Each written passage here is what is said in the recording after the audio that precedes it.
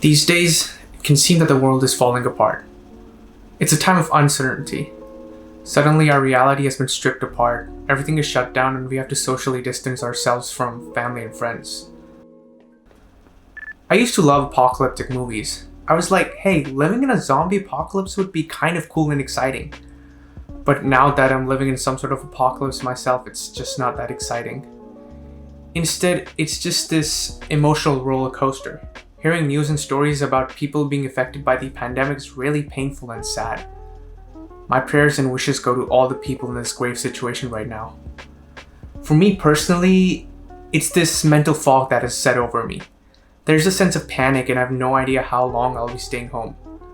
But I do believe that there's a silver lining in all of this. It's a great time to get close to my family and grow as a person.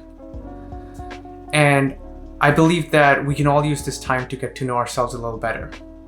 In days when we don't have to go to classes or work, it's easy to not have a routine. I was sleeping at 3, waking up at 10, some all-nighters too, taking showers at 4. Basically, I had no sense of time. All I was doing was attending Zoom University and then watching Netflix and playing video games. But I realized the toll this schedule was taking on me. Abusing freedom like this wasn't making me feel any better. The antidote to these feelings was practicing a few habits. These habits helped me focus on what mattered. These habits also helped me find the clarity to take just the right amount of precautions instead of hoarding toilet papers.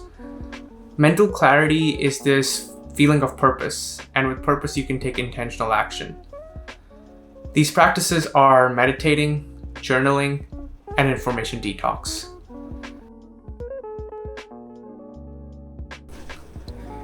Meditation is especially helpful when your brain is overstimulated. By simply noticing your thoughts and not reacting to them really helps in directing your focus. Meditation is proven to improve your physical health, boost your immune system, and increase our ability to cope with stress. If there is one habit you should start right now, it should definitely be meditation. Like any other skill, meditation takes practice. Initially, I found meditation absolutely useless. When you start, you find yourself thinking about your body.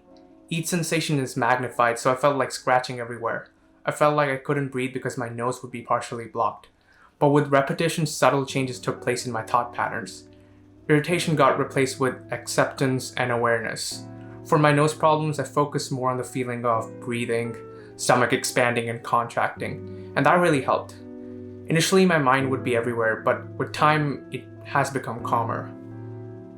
I use an app like Headspace or Insight Timer to guide me through a simple 10 to 20 minute meditation each morning. My main advice would be to not focus too much on the technicalities. Nothing should feel forced. It's about getting better with time and staying in the moment. On the days I meditated, I noticed that I was a lot less reactive. Overthinking turned into this little background hum, and by focusing on my breath, I was able to redirect my attention where I wanted to focus.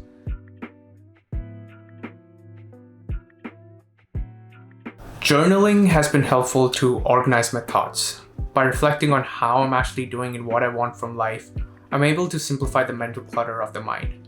What makes journaling special is that it gives you the power to control how you perceive the world. I don't want to go in the spiritual Bible philosophy territory, but it is true that life is whatever you perceive it to be. Some good journaling practices include writing a few lines about the things you're grateful about. In times like these, it's easy to forget about the good things in life. But by being grateful for even the smallest things, you can focus on the good. Journaling also makes sure that you're living with your belief systems. There will always be people who won't agree with you, and that's why it's important to reflect and know yourself.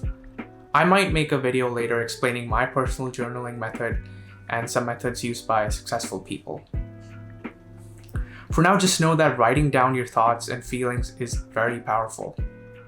Words have the ability to amplify or reduce emotions, direct thoughts, and even manifest things that don't exist.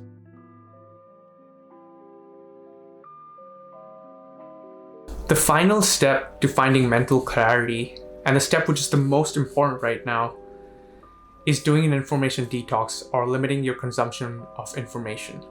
The number one reason for panic, at least for what I see around me, is the overconsumption of news. Constantly seeing bad news only puts us in a state of worry. There is no point worrying about the things that are not in our control. We know the necessary precautions to take and we should follow them judiciously. But I see no point in over-consuming news. I'm obviously not saying be ignorant. Obviously, it's good to be aware about the new policies being made and what's going on around us. But after a certain point, it's just repetition putting us in a state of panic. So know enough to be aware about what's going on around us, but after that, just stop consuming media.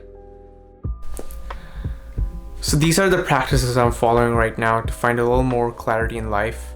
Hopefully these tips help you be a little more at ease. I know times are hard. Again, please stay safe, and I promise to be more consistent with these videos. And I'll see you in the next one. Bye.